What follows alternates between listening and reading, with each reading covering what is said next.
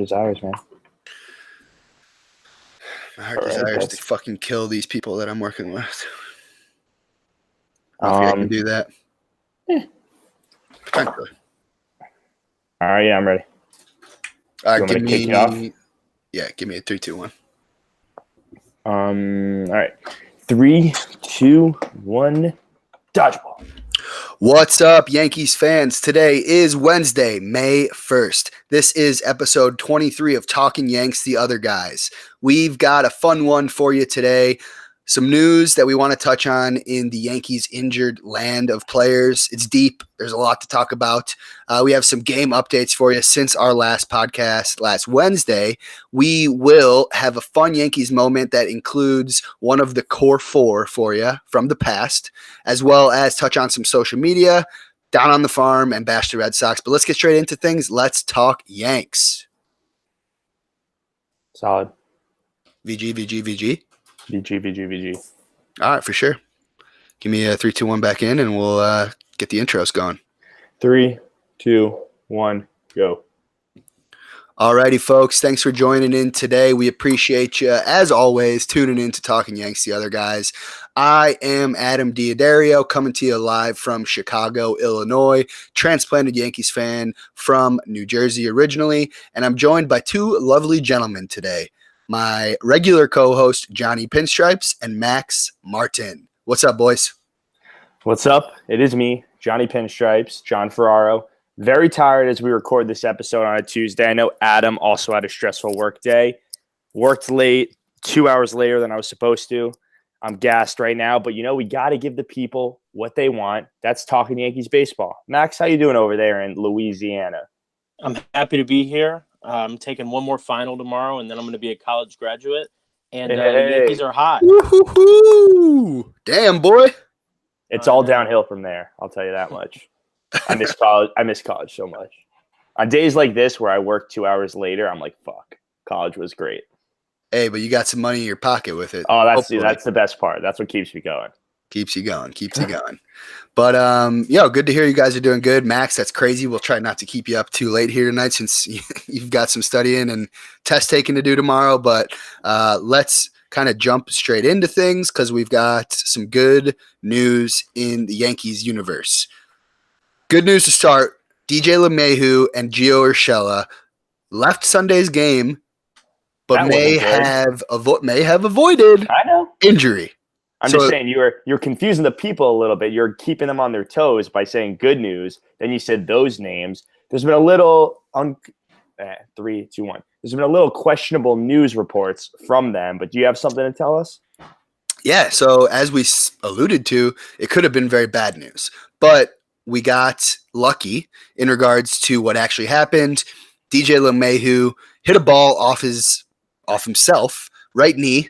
He said it got worse throughout the game and ended up being pulled, got x-rays. They came back negative. So just a right knee inflammation. He's day-to-day currently. So we're good. We avoided anything from DJ LeMahieu.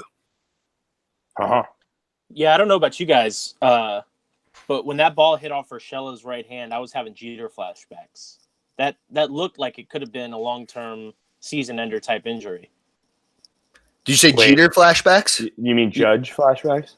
Well, I guess Judge is the more recent one, but Jeter used to have that style where he's leaning out over the plate. Yeah, he always used to get hit. Yep. And that was the longest injury he ever had, was a ball off the hand like that. And I just had really instant flashbacks of, man, this guy might be gone for a long time.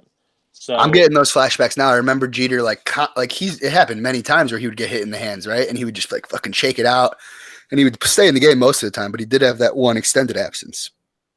It might just be because he's behind you, Adam, and I'm looking right at him every time we shoot the podcast. He's beautiful. But it could have been. You're right. It's good news. It could have been worse.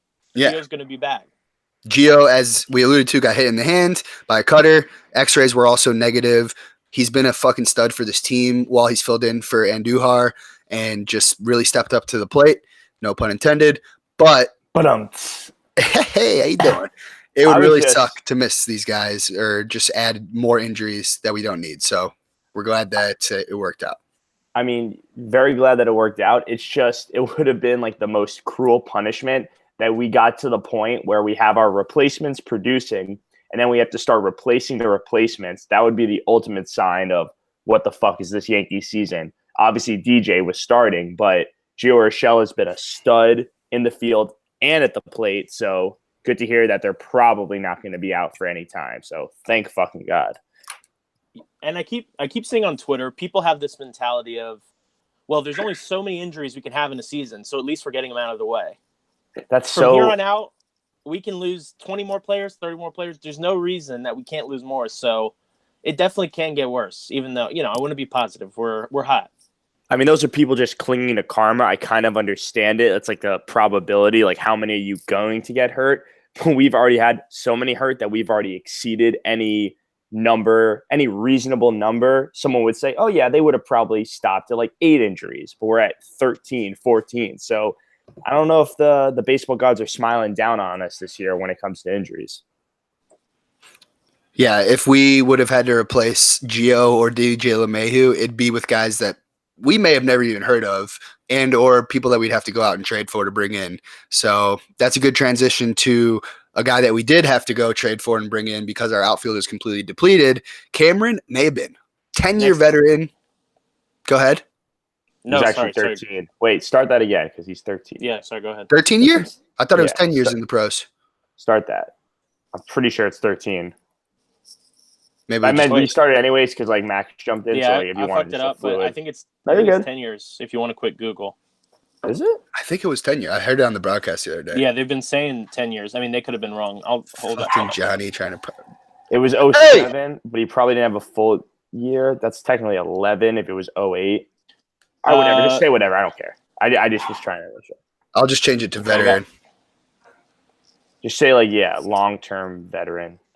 10 years plus veteran. Say that. Okay. Give me 3, 2, 1. Tres, dos, uno. Go. 10-year plus veteran in the game. We brought him in for a little bit of outfield depth after Clint Frazier also went on the DL, and he provided immediate impact for this team. Glad we went out and got this guy. He's always a guy that I've had, respect for.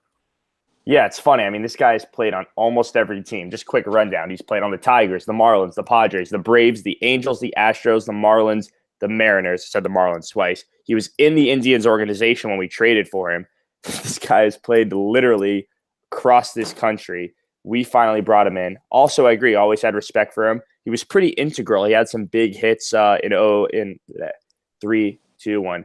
Some big hits in 17 when the Astros won the World Series. So, yeah, guy respected. And you know what? He's produced so far. So, welcome to the Bronx, Cameron.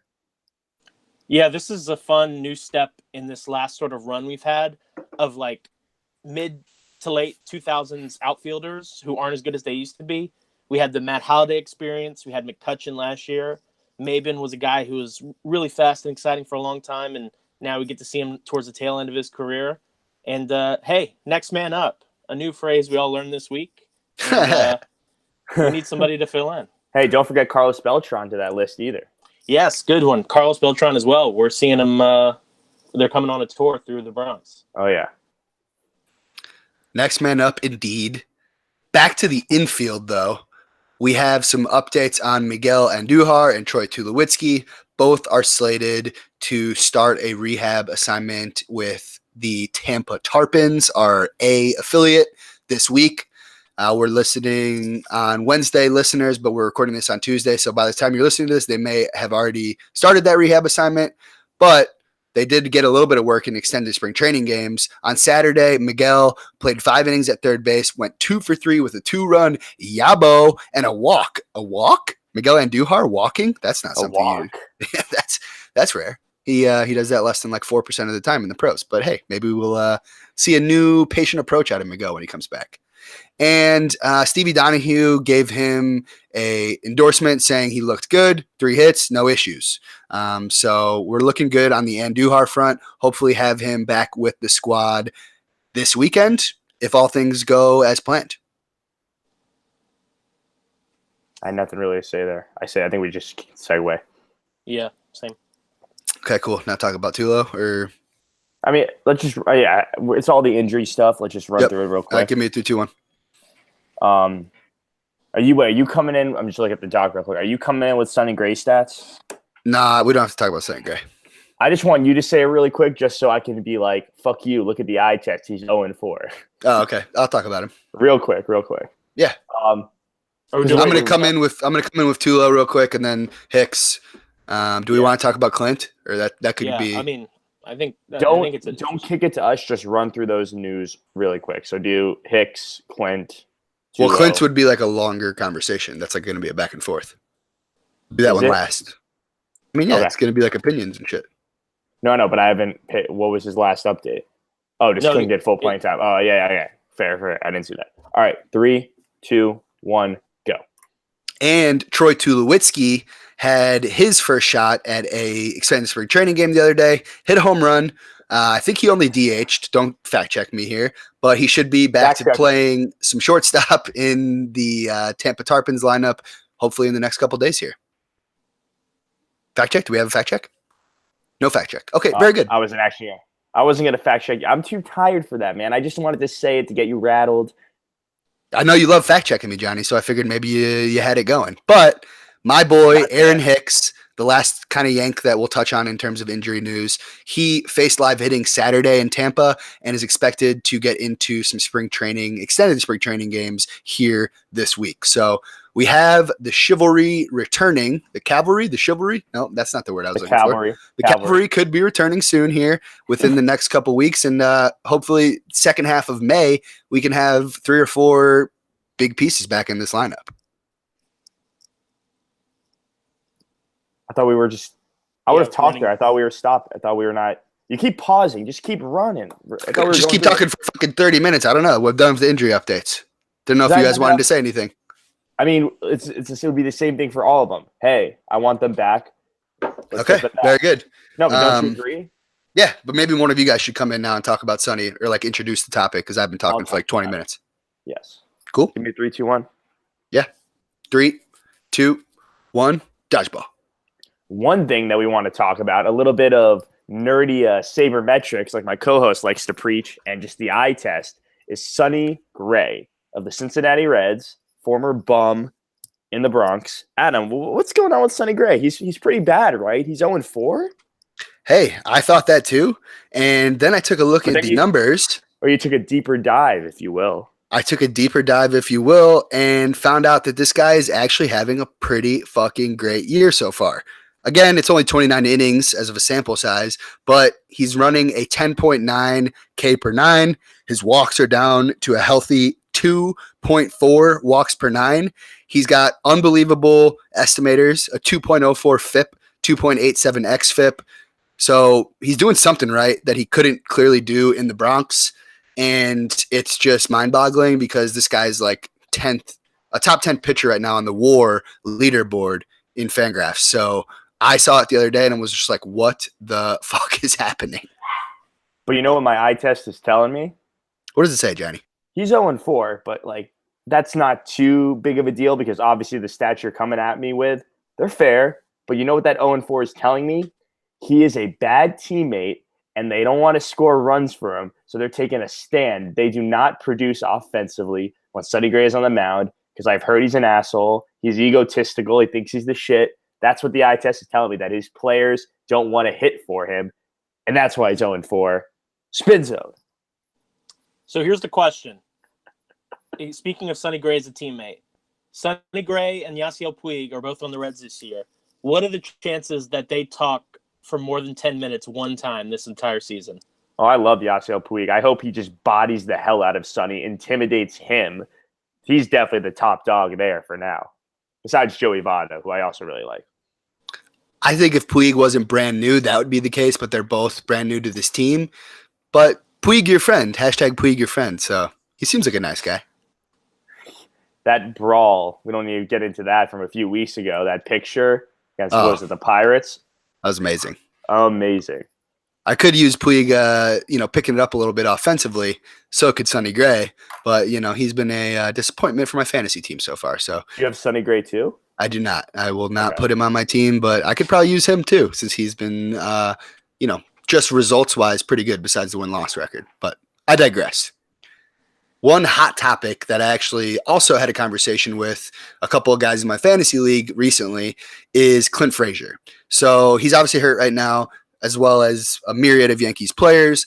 Does Clint Frazier get full playing time when we get fully healthy, or even when we get half of these guys back? What does the future look like this year for Clint Frazier and his playing time?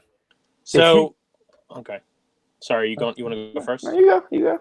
Ooh, hot topic. I like it. You're the guest. Go ahead. I'll go ahead. You want to count me in? 3, 2, 1. Oh, I thought Adam. Clint Frazier is better than Mike Tauchman, and he might start over him.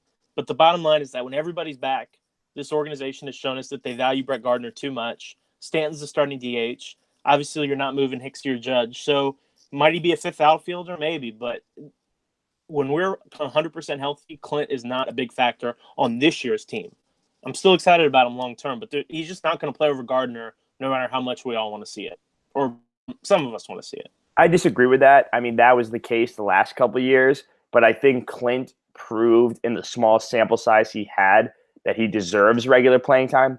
First of all, it's going to be months before everyone is healthy. So if we get Hicks back and Clint, they'll be playing, with Guardy. It'll be interchangeable. It's a long way down the road when we're going to have Hicks, everyone in that outfield healthy.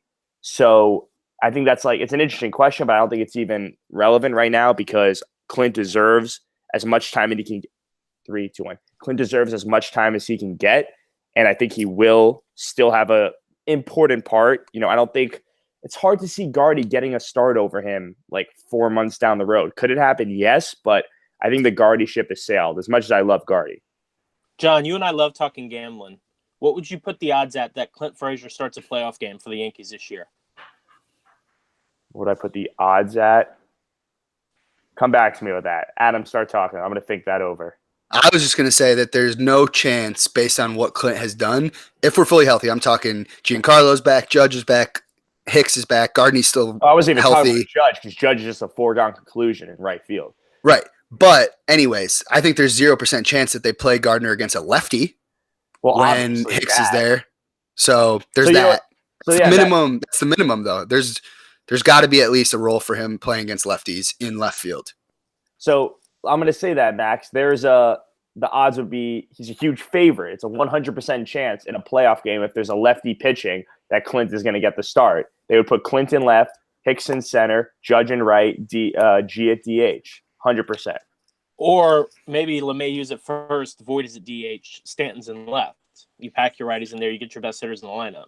Yeah, the DH thing definitely makes things interesting with Voit potentially not playing first and Duhar potentially not playing third because of defense. So it's really messy, but I just thought it would be a fun thing to kind of go over because I was actually thinking about acquiring him as a potential keeper in my fantasy league, and these thoughts were kind of running through my head, like, where's this dude going to play if we're fully healthy? Because I think he deserves to, but knowing the Yankees' history, they're going to keep Guardy in the mix and all that kind of stuff. My last point on this is if Clint Frazier is your fifth outfielder, with his defense, you can only play him in left field. So if he is your fifth outfielder, does it make more sense for this last year of Gardner to keep Clinton AAA? Next year, he's your starter, and you keep somebody like Cameron Maybin, who's not as good but can actually fill in all over. Clint is just so limiting. If he's not hitting every day, his value is really diminished, in my opinion. That's a fair point. I would just be devastated to see this dude not get the playing time that he's deserved. Me too. I mean, he deserves it so much right now after the way he was playing. It sucks that he got hurt after everyone else because he was playing every day, finally getting a chance to showcase his talent. So I really hope he doesn't get sent down just for his morale. He won't even want to play here if we keep just sending him down like that. Would suck so bad for him, man. I would be devastated. It's not going to happen. I'm putting my foot down. It's a topic that we will revisit in a month from now and see what happens. But I think it was a fun little banter to put in people's minds right now because there is a glimmer of hope at the end of the day that the Yankees will be healthy soon. And those kind of things are going to happen where we're going to say who's playing. Anyways, though, let's not dwell on it too much. Let's get straight into game updates. Since we brought you the last episode 22, last Wednesday we released it, we didn't get the Game 2 versus the Angels on Tuesday. We won 7-5. We missed it because we were recording. It was a late West Coast game. We apologize, fans. We're bringing it to you right now. Luke Voit, solo homer to dead center in the first inning, continuing his early in the game successes. It seems like Hashtag he's my first always baseman. hashtag yes. It seems like he's always coming out guns blazing in like the first inning. He's had tremendous numbers. I'm not going to rattle them off for you, but rest of the game we'll run through real quick. Tyler Wade, RBI fielder's choice in the second to score Mike Ford. Mike Ford, first career Yabo in the top of the fifth. He smoked it. He looks good. He's got a nice swing. I like him. He's a good potential guy that could help us in the immediate future and maybe in the long term. Glaber, RBI single in the seventh to put the Yankees up 5-1. Row your boat. RBI ground out for Romine to put us up 6-1. We're cruising. On top, the cherry, Lukey two-timer with a second round tripper of a game to make it 7-1 Yanks. However, our boy Chad Green came in, really made things interesting, got into a big jam, loaded the bases with no outs to Justin Bour, who hits a grand slam. Chad promptly gets pulled, loses his job, gets demoted. Now we're looking at a 7-5 game. Luckily, Luis Cessa came in to bail us out, got out of that eighth inning that Chad really made a muck of, started it with a mess, but Britton then got the save in the clean ninth inning. Domingo Germán went 6 innings this game, 6 2/3 innings, with only 1 walk, 5 Ks, no earned runs. So an interesting game that looked like the Yankees were cruising the whole time, but lo and behold, Chad Green almost fucked it up for us. Yanks win, though. Yeah, I was going to take in a Wednesday, but I was just going to run into it, but then your descriptions are throwing me off the way you're typing this shit. You don't like it? No, yeah, no, it's all right. It's in order. It's in chronological No, order. I know that, but it's just like the way you're saying it. Yeah, I tried to get like a little fun with it. DJLM. Almost like we were doing like a, like a, not Jakey Burns, but like almost like a, a recap, like we were running through it on SportsCenter or something. Yeah. But Okay. Take Wednesday? Yeah. Give me 3, 2, 1. Unless you guys want to say anything about Tuesdays. No, we don't say anything about the games. I mean, you like There's not to, enough time. it was a big Luke Voigt game for you. So maybe. Oh, yeah. Very good. I have a couple other things to talk about him that I didn't even put in the doc, but we'll save that for later. Oh, by the way, he got walked. Your transition into Wednesday can be just like before you come in. He just got walked. He just got walked. 40 you know what games. that means? 40 games. He's Oh, hitting. man. He's breaking Ted Williams. He's breaking Ted. All right. Going to Wednesday in 3, 2, 1. Dodgeball. Hashtag my first baseman. Huge game. Buy the shirts on johnboymedia.com.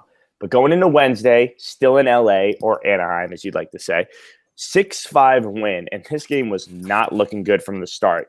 Anderson Simmons, a solo homer in the first and in the fourth inning to put the Angels up 2-0 off CeCe. Oddly enough, or ironically enough, CeCe's pitching tonight as we record, but we'll talk about that at the end. Cole Calhoun hits a hanging changeup deep right for a 3-run bomb, and we're down 5-0 last Wednesday. We started the comeback with a little small ball in the top of the sixth. A Wade infield hit, steals second, steals third. DJ LeMahieu double, scores him. A pass ball eventually gets DJ home. 5-2.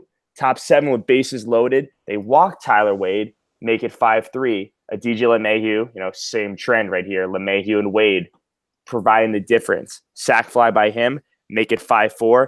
A Luke fielder's choice scores Tauchman. This ties the game up. Top of the ninth, who else but DJ Khaled, another one, LeMahieu. Opposite field single, scores Tyler Wade. I've said their names a million times on this recap. It's the DJ and Tyler game, baby. It's the DJ and Tyler game. Puts the Yanks up 6-5. Aroldis Chappie Chapman comes in, shut it down, bottom of the ninth, get his 4th save of the year. Extremely fun comeback. We were down 5-0. I think I wrote about it in my game recap last week. I did not think we were coming back just because of how injured we were. And on the road, we always have bad luck with West Coast trips. But this week, we looked really good. And great comeback win there. 6-5. That's why we bought DJ, baby. Get the small ball situational hitting done. Love it. Love it. Oh, man. Maben just got picked off. Fuck. What an idiot. You want me to do Thursday? Yeah, go for it. You ready for it, buddy? Bring some energy and enthusiasm into this one because it's a fun one. Let's do it. All right. 3, 2, 1. Dodgeball. All right, I got stuck with the fat sister here. Thursday, we're 3 games in. We're looking for the 4-game sweep, and we're off to a good start. We get the first Gio homer. A lot of Miggy fans start sweating. We get a DJ LeMahieu RBI single. We're up 4-0. And then the Masahiro Tanaka we know and love disappears. 2 hanging splitters, gives up 2 2-run home runs, ties the game. Tarpley and Harvey come in. The Josh Harvey show is over. They give up 5 runs combined. It puts the game away is what it looked like.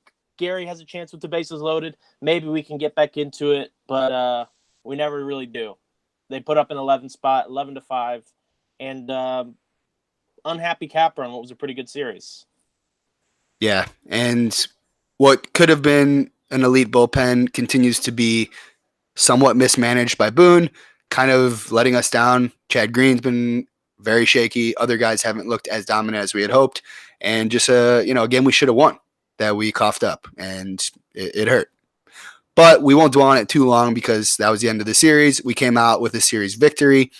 Moving on to Friday's game at San Francisco, which is a fun one. It's a interleague series that doesn't happen that often. Aaron Judge is from the Bay Area, Giancarlo's from California. So there's, a lot of history that's going down in this series. And it's a nice New York versus the former New York Subway Series OG Yankees-Giants. Giants used to play in Manhattan, so fun little one there. And James Paxton versus Madison Bumgarner, the two aces going up against each other with our ace on the shelf, Sevy, RIP. Well, before you get into it, Mad Bum, he's sure looking like a bum these days. Yeah, he's still the ace of that staff, No, though. I That's know. how sad they are. I wanted him last year. I wanted to trade for him, so kind of glad we didn't do that. Yeah, I could second that. Anyways, though, getting into the game, James Paxton, 5 2/3 innings, 5 hits, 3 earned runs, 2 walks, 8 Ks. Solid, not amazing performance from him, but it got the job done.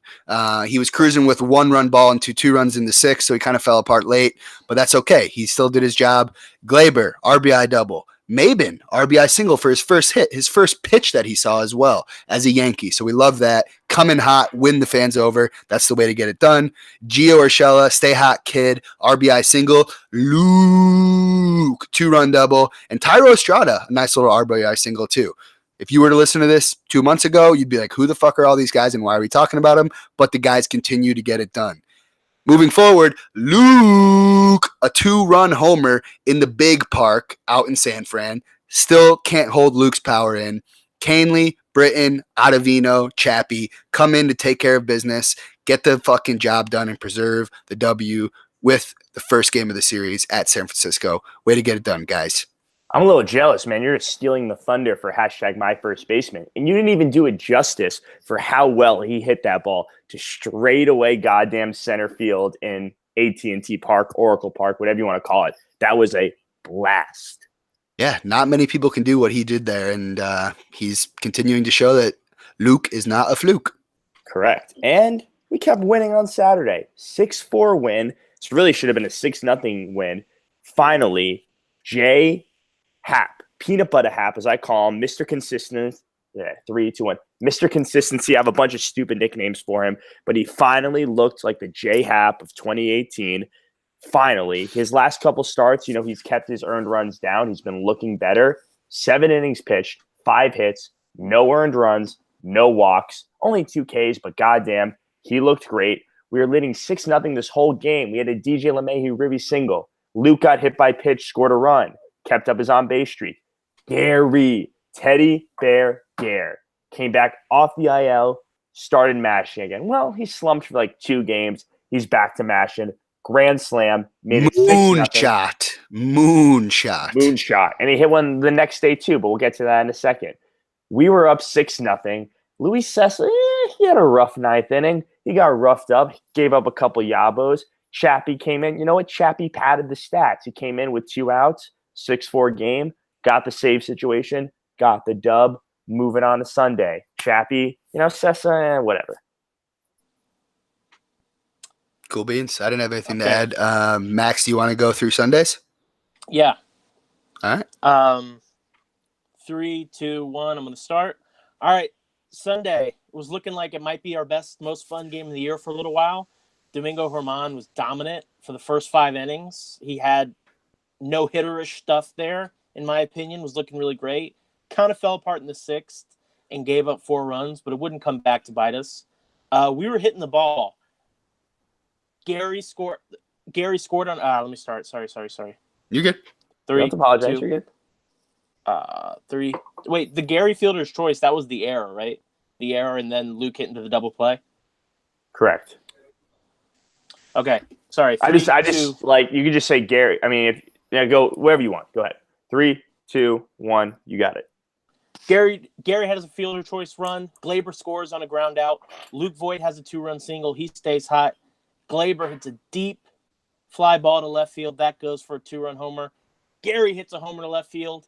Everybody does that thing where they forget that home runs to left and right are always shorter than you think they are. They said that's the longest one they've ever seen. It was only 430. The one the day before was 460. Maben comes through with an RBI single. Luke Voigt, John, your boy, 39 games in a row. He's reached base. And he's an incredible hitter, and he has a ton of power. But if you watch this guy, you always hear with great power hitters, if they can learn to lay off, they could be this much better.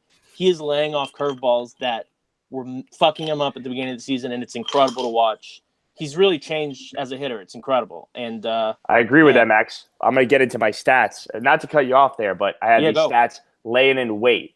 Luke Voigt, his average was hovering around the 230s, and I know batting average isn't always that important, but for some people it is. It's now 283 as of last game, 397 OBP, 935 OPS, 25 RBIs, second in the American League.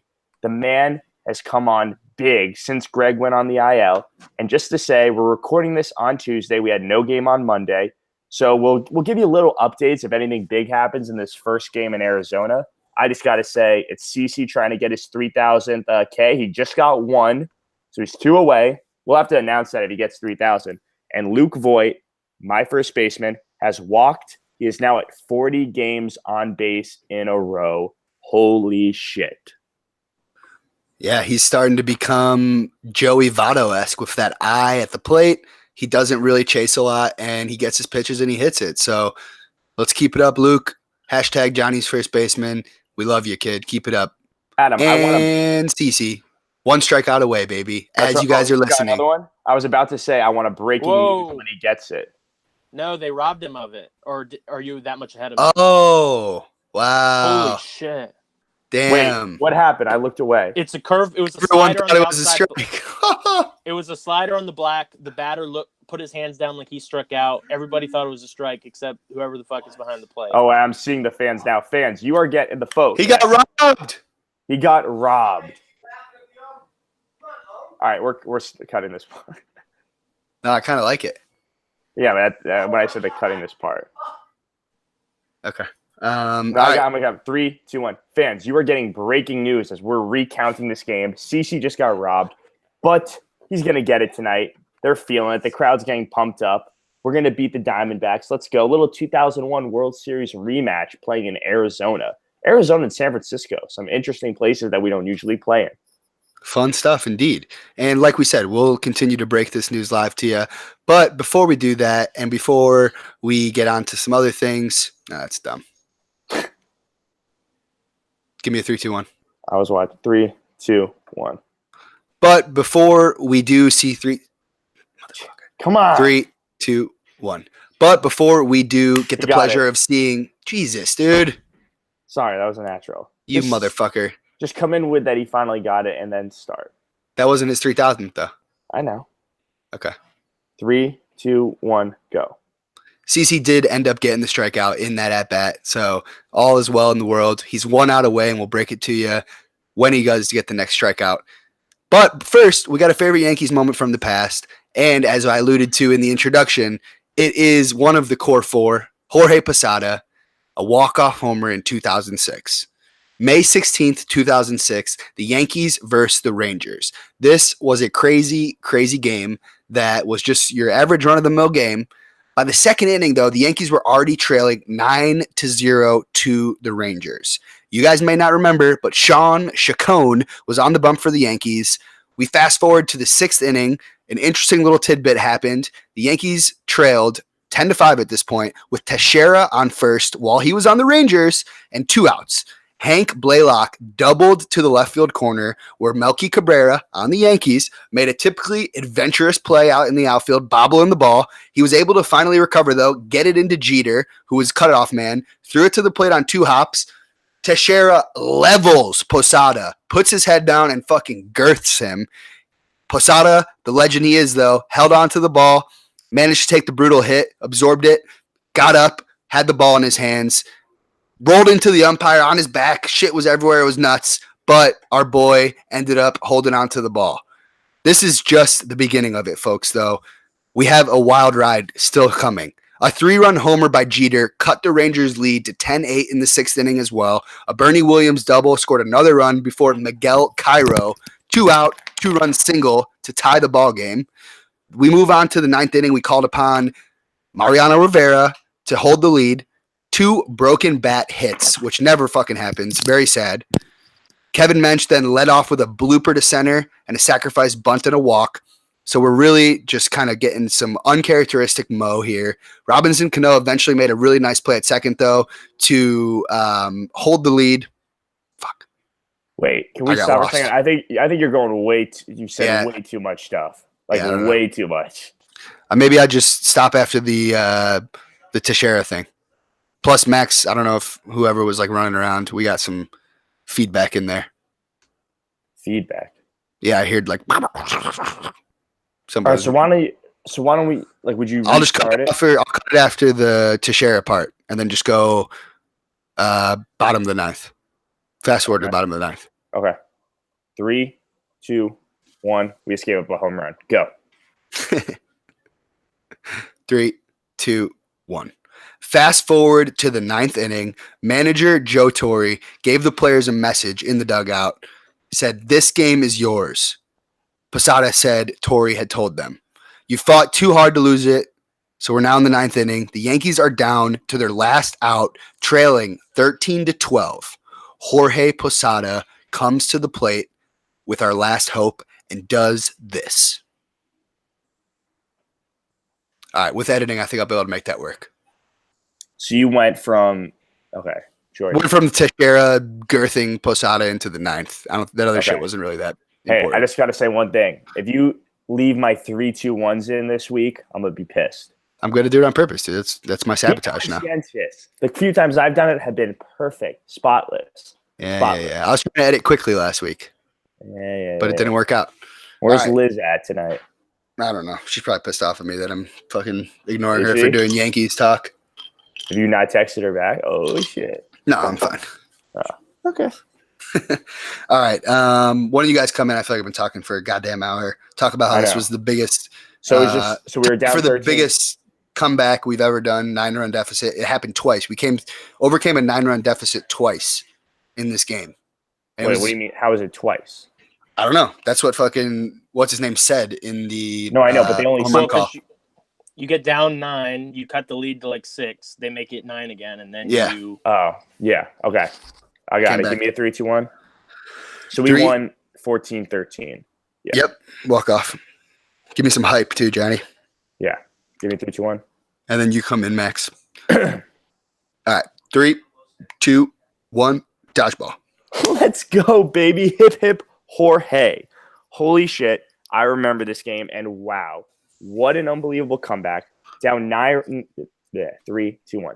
Down 9 runs, come back, have to come back even more. Down 9 twice in this game. Unreal. And this is the 06 Yankees.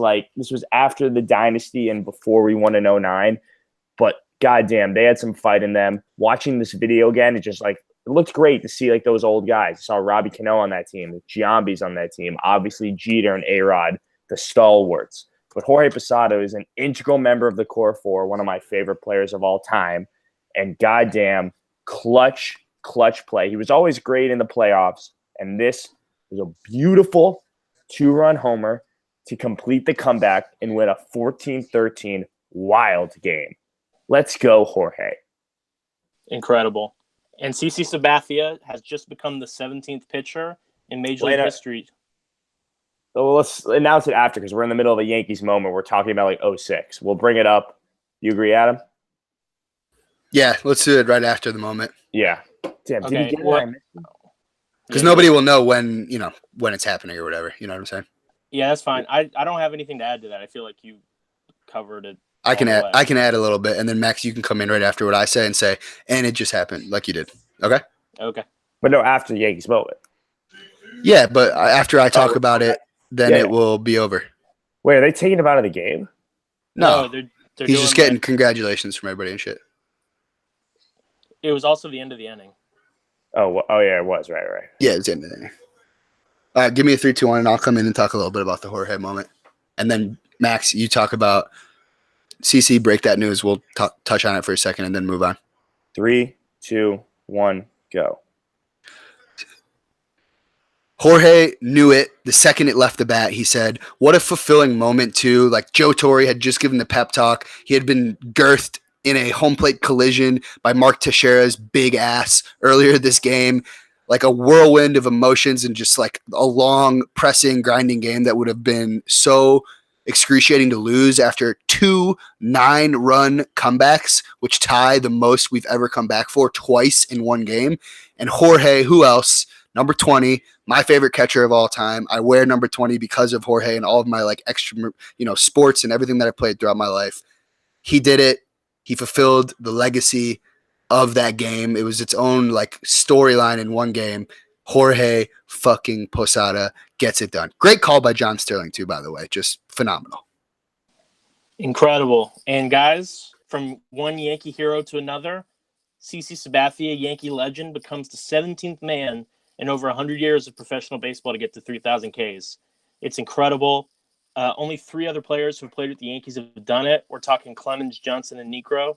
And I'm happy. I mean, it's incredible. It's amazing. He's a Hall of Famer. And what do you guys think? We're watching it right now. It's awesome. He just put on his helmet. Yo, he's about to go hit a Yabo. He used to mash. Could you imagine if he did that? But it is a great moment. 3,000 strikeouts. One of the greatest Yankee pitchers we've ever had. Absolute legend. It would be so fantastic if we could end his career winning a World Series. So congrats to the big guy, Mr. Captain Crunch, CC Sabathia. Congrats. I got a giant smile on my face right now just watching all of the guys come out of the dugout and congratulate him. It couldn't have happened in like a cooler way too. It was the end of an inning, so like he had that like moment to celebrate with him, his fans, his family was in the crowd. Like what a good moment for CC. Book it, Hall of Famer. Go out and hit that home run, CC, to make it an even more legendary game. Congratulations, CC. Tip of the cap, buddy. If CC hits a homer right here, I won't finish the podcast. I don't know if it's a heart attack. I don't know if I jump out of the window in front of me. I don't know what's happening, but I will not finish the podcast if he goes yard. I can't. Hey, fair enough, man. We won't force you to stay on. All right, we ready Wait, for? This is not for the episode. Is he the next one up? Yeah, he just took a big ass hack. Oh god, my fucking stream's all messed up. Yeah, I'm a little behind. I'm like probably 20 seconds behind, not even. All right, I'll keep my mouth shut. Are y'all ready for? You're good. Yeah. So we're like probably a good like after editing 30 minutes in already to this episode. With cutting out shit that we don't need to. Do we want to do Down on the Farm? I mean, there's some cool shit. Deivi Garcia got promoted. I was just kind of filling things since we haven't done that in a long time, but what do you guys think? Yeah, I think we do it. We do it. No, you don't want to? And I never have anything to say. I mean, after Down on the Farm, Farm, there's not a ton of stuff left. Social media and Bashing Red Sox should be pretty quick. So let's give you a quicker edit. What are you talking? Why do you want more to edit? Because I like Down on the Farm. You should do it. You should do it, Adam. But if you're tired of talking, I'm just with John. Like I don't have a lot to add to it. So don't you guys have a little bit of passion for Deivi Garcia? John, didn't you say you did previously? I have no fucking shit. No passion? Dude, I'm so tired. Can we finish this up? I had a while. Dude, I worked like 10 hours today. All right, fuck Down on the Farm. There's nothing cool. Let me just touch on Deivi. That's a fun one. Damn, you're such a Just Deivi. Just Deivi. Can I do Just Deivi? Yes, dude, fucking. All right, very good. Give me a 3, 2, 1, Johnny. No. Go. A quick hitter Down on the Farm update for you folks. We got a lot of people that follow the podcast that love a little bit of prospect news. One of the more exciting prospects in the Yankees organization, Deivi Garcia, just got promoted to the Trenton Thunder. He had dominated the Florida State League competition in 4 starts for Tampa in 2019, holding hitters to a .215 batting average while fanning 33 hitters in 17 innings of work. Really, really good stuff. He's ranked as our 4th overall prospect on the Pinstripe Prospects Top 100 list. He's been mentioned by a lot of national writers as well as a guy to keep your eye on. But he's coming off a stellar 2018 campaign that saw him ascend quickly through 3 levels of the system, and he's now all the way up to AA. So good for him. He posted a 2.5 ERA last year with 105 Ks, career high 74 innings. So keep your eyes peeled for this guy. He's moving through our system quickly, and I thought we would give him a little justice today to talk about how he got promoted and is absolutely killing it down on the farm. Cool beans, right? That was good. I think John should come in and start the social media. That was good. I agree. You know what, Max? Thanks. I was just going to do it anyways, but now your approval just got You're me the even more social media confident. guy, Johnny. I mean, yes. Yeah. You're the Shut social up. media light. All right. Hit me 3, 2, 1. No. Give me a go at least. I gave you a go. Go. Shifting to social media check-ins, probably my favorite segment besides bashing Red Sox. We have a few different things to talk about. First off is there's 2 new bromances going on in the Yankees clubhouse. First, it's Gio and Glaber, the 2 infielders, the 2 Hispanic guys. They posted matching pictures on Saturday, matching at 3, 2, 1. They posted back-to-back pictures on Saturday and Sunday, rocking matching T-shirts, some white tees on Saturday, black tees on Sunday. Glaber was also drinking a giant Pedialyte. Was he hungover? Probably. Glaber likes to get after it. But The thing was massive. Hold on. The thing was massive. If you've seen it, folks, literally like a 50-ounce Pedialyte. What do you need that much Pedialyte for? Hey, he's an athlete. He just wants the Pedialyte. Don't knock him for that. Not knocking, just throwing an observation out there. Can you let me get to the other bromance? It's so cute, though. So cute. So cute. But then Luke and Glaber had a hug it out Insta. And Luke's caption was, "Did we just become best friends?" Yup. And Glaber commented with 2 hearts, but then Judge was just fucking with them, giving them a 2 crying laugh emojis. But you know what? Who doesn't love Luke? And it seems like Luke and Glaber and Gio, they're all just vying for everyone's affections. And you know what? I'm here for it, though. Oh, Max, you faked me out. I was going to say something, but I thought you were about to go in. No, sorry, please. Very good. I don't have anything to say, actually, so I thought you we had can. What do you, It doesn't make sense anymore now. It was there right away, but now it's gone. okay. You going to talk about the Luke, or you want me to talk about the belt? You can keep going. Okay. Max, chime in accordingly. You don't want to talk about the belt? I think it's a cool pick. Yeah. I'm just going to. Go ahead, Max. No, I'm just self-editing because I was going to say this is kind of Glaber's first time away from his wife since they got married. So this is their first long road trip. I mean, I'm thinking they got married this offseason. Pretty sure he was married last year, but don't fact check me on that. Oh, I thought it was this offseason. Okay, never mind. See, that's why I don't. I don't know either, so I don't know. Yeah, let's not even say that. Adam, I'll kick off. You talk about the belt. You posted that in here. Okay, bro. 3, 2, 1, go. And staying on the Luke Voit bandwagon here, Tyler Wade decided to post a picture of Louis Linwood Voit with a giant wrestling Yankees belt on the plane. He tagged him in the pic, put big mood fire emoji on it, and Luke Voigt's just looking like a boss. He's got his sunglasses on. He's looking swole. He's throwing up 2 4s with his fingers, and he's coming off an Elite Series. Actually won AL Player of the Week this week or from last week. So the kid is on fire right now. He's riding high. He's looking swag. You can't sum it up better than big mood fire emoji. Congratulations, Tyler. You're a great photographer, but Luke stole the show. So this is the Luke show. It is the Luke show. It is always the Luke show. Moving on, though, you got some other buddy moments. 2 of the injured guys, Judge and Clint, I think we talked about them a couple of weeks ago, partying at Labo with Giancarlo and T. Wade. But Judge doesn't Instagram a lot. Me and Adam talk about Aaron Judge, but he doesn't Instagram a lot. And he posted a nice one of him and CeCe and Clint, a 3,000-man CeCe, all laughing on the dugout steps. And Amber Sabathia, the great wife of CeCe, commented, "Bay Boys," with just A-Rod then jumping in with a "My Boys." Just classic A-Rod just like jumping in like, "Oh, I still want to be part of the team. Hey, guys." I'm with J-Lo, but it's me. Remember, you guys are my boys. He's probably rocking his ring while he typed that out. Amber, fan of the program as well. Not our Rocks. program, but Not our program, the program in The general, though, of Talking Yanks. Rocks our merch. That's for you, bitch shirt from CC. Sorry for the language for those folks out there that don't appreciate it. Felt like I had to say it.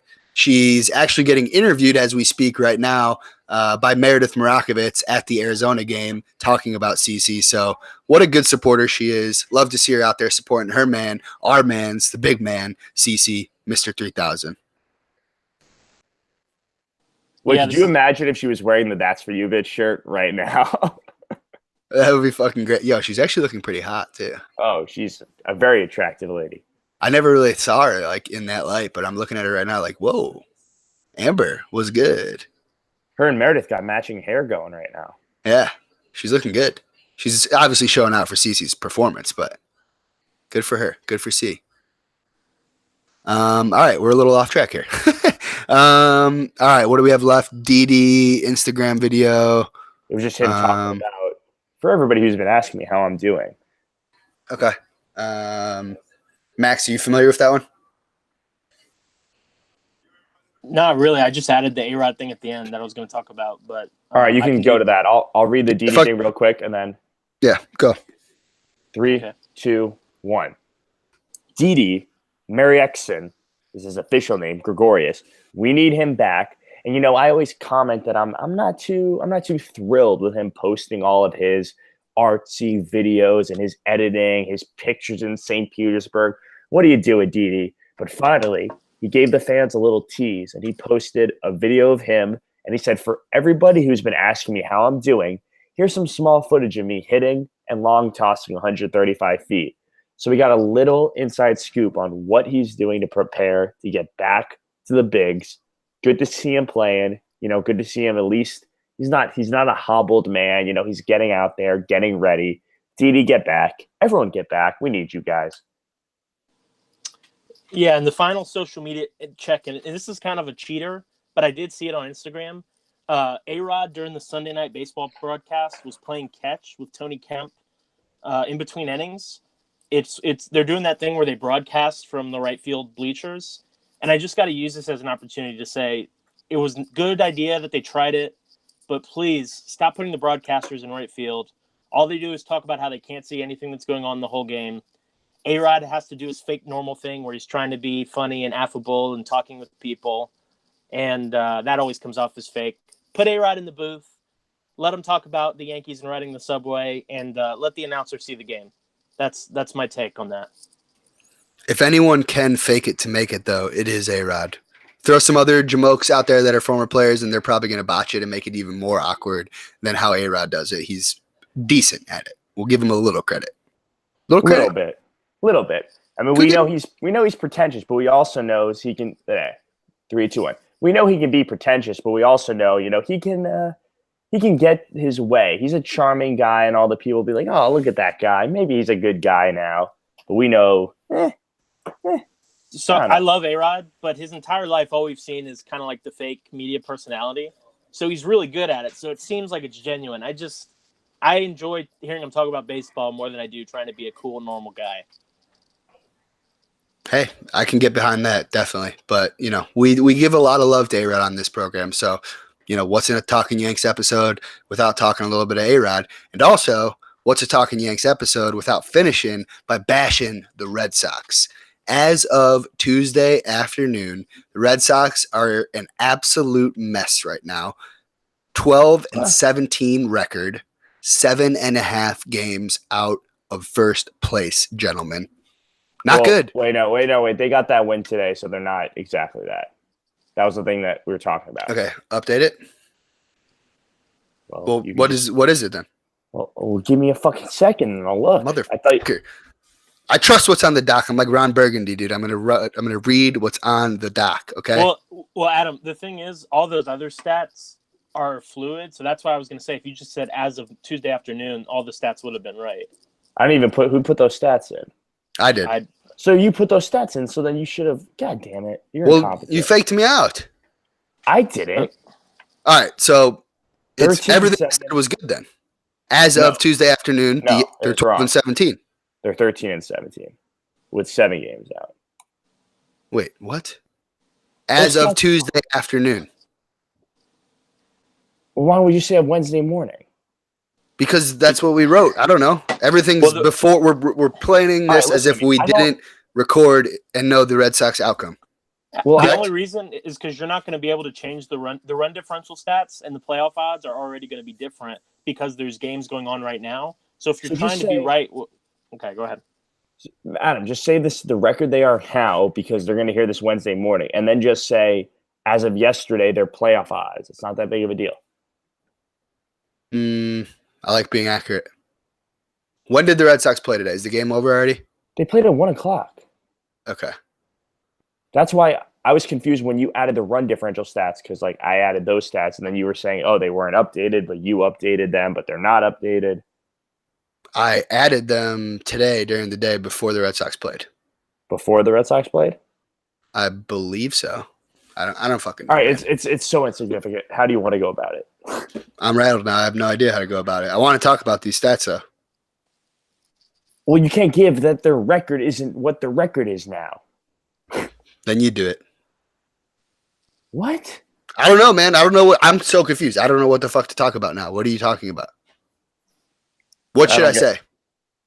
Tell me what to do, Johnny. You seem like you're more locked into this than I am. Adam, I didn't put the run differential stats in. So you say that because I don't know when that was put in the doc. I just updated their record because they did win today. That's all I'm saying.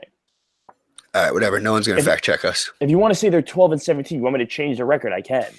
I don't know. I really don't know what to do now. You're confusing the fuck out of me. How are you this confused? Why don't you just say they won tonight, so they're 13 and 17. The other games haven't ended yet, but before the day started, there were 7 games out of first. She already said that to him, and he said that was too confusing for him. Well, no, I didn't even hear that because there was too many people talking at once. All right, we can do that.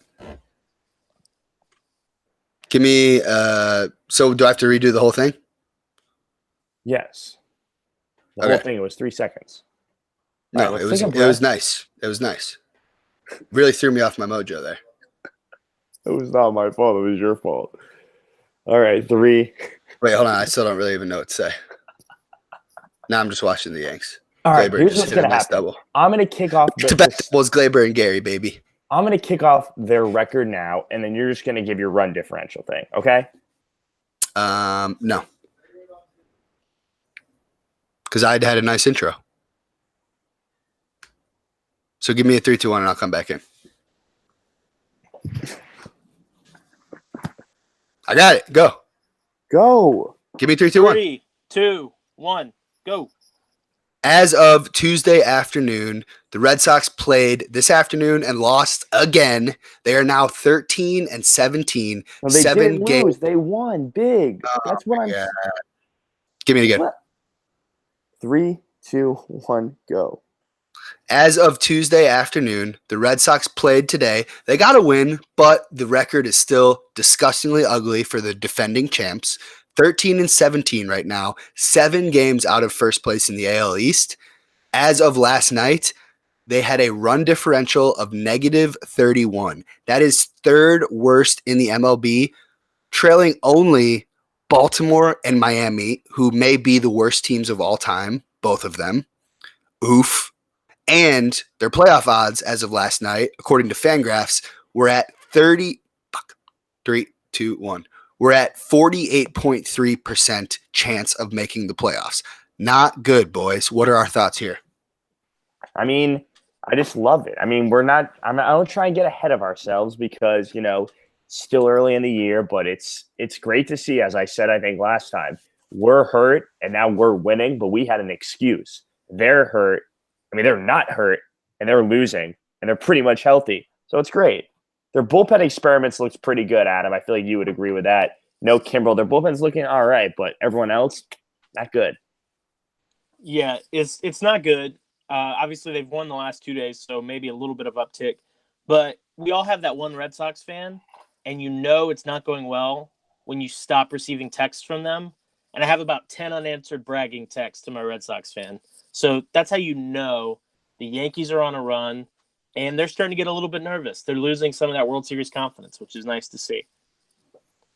Yeah, and it's getting to a point where they have to start kicking it into gear here sooner rather than later because you can lose a series. Well, hold on. What am I trying to say here?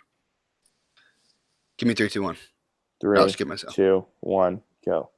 You can't win a division or a season in April, but you can definitely lose it. And the Red Sox are almost getting to that point where if they don't start kicking it in to high gear soon, they might be too far into a hole to come back, especially with how well the Rays are playing. So, sorry, Red Sox, but it's not looking great. And your experiments are failing. Maybe you need Boom. Kimbrel. Failing. But they're not going to get Kimbrel. Now it's like a pride thing. They're Hold not on. What? What? Max, you still with us? Yeah. Okay, I got like a lot. It was skipping on my end. I don't know if you guys heard that too, but Skipping what? No, I didn't hear anything. I heard Max start to talk, and then it was like, "Bleh, ooh," and then he like went out for a sec. So, Max, you were about to talk, right? Yeah, but John can go. I'll go after him. I don't think Johnny was about to talk. I mean, I know that was me talking. Oh, see, mine completely went out. Like I lost both of you guys for like 10 seconds there. Okay. So just because I think on my end it's gonna be. No, I get it. No, I just don't remember what the hell I was saying. It was just like a. Yeah, my bad. I don't know. No, you're good. I was saying. You were talking about Kimbrel and how it's a pride thing and why they're not going to sign him back. I know. Wait, but did he mention Kimbrel or did I bring him up on my own? He said if they get Kimbrel back, and you Okay. said, well, they're not going to get Kimbrel back. Yeah. All right. 3, 2, 1. Boom. I mean, it's done for them. No, wait, because I remember what the fuck. Never mind. 3, 2, 1. Yeah, I mean, I honestly don't think they're gonna get Kimbrel. I killed the momentum. I You fucked it honestly, you fucked me up so I couldn't bad. hear either of you guys. I wanted to make sure that wasn't also in the recording, which Never it very mind. well could be. Yeah, that's fair. Max, you just go because I don't know what I was trying to say. We're all fully rattled right now. What a I'm so tired. what a mess of a night this has been. All right, Max, The only just go. The only thing I'm going to say is, Just go. Don't even say it. Just go. Just go. okay, 3, John Boy 2, 1, go. John Boy always says he hates when people scoreboard watch this early in the season. He discourages people from doing it. I know I'm doing it. I just want to say that it's okay that the Rays are a little bit ahead of us. Whenever they play the Red Sox, let the Rays keep winning. We can chase them down at the end. I want the Red Sox to be buried as early as possible. Fully agreed. I don't care if the Red Sox start winning to take wins from the Rays. Let the Rays do their thing. I would love to see the Red Sox to keep losing. So fully agree with you there. But with that being said, though, it would be a little rough if the Rays win the division and we're a hobbled, injured team and we have to play the wild card game again. So maybe a couple of Red Sox wins against the Rays, it wouldn't be the worst thing in the world. Hey, we'll see how the rest of the season shakes out. I'm confident that we'll get healthy and start winning, and we'll be back to where we need to be at the end of the year. So that pretty much wraps up today's episode, folks. We really appreciate you tuning in. Again, my name is Adam D'Addario. You can follow me on Twitter at OHDAPAPA, OHDAPAPA. Johnny? I'm John Ferraro. You can find me at John Ferraro _ or just type in Johnny Pinstripes. That's me. I'm the only one. I'm there. Just find me. Follow me. What's up? And Max? I am at Max Martin LSU. Go Tigers, go Yankees, and let's stay Go hot. Tigers. Stay hot, Yanks. Keep it up. We appreciate you guys tuning in. Remember to rate, review, download, subscribe, tell your friends, tell your family about Talking Yanks, the Tell other your guys. neighbors, tell your cousins. Go tell Tony down the block. Go tell Anthony who makes the pizza. We love you guys and hope you keep listening. Hope you enjoyed today's episode. Leave us comments, voicemails, whatever you want to do. We'll engage with you. Until next time, let's go Yanks. Oh, the Papa! Wait, what was that? I'll do it again. My brother just yelled, "Go CC." 3, 2, 1. Oh, the Papa! All right.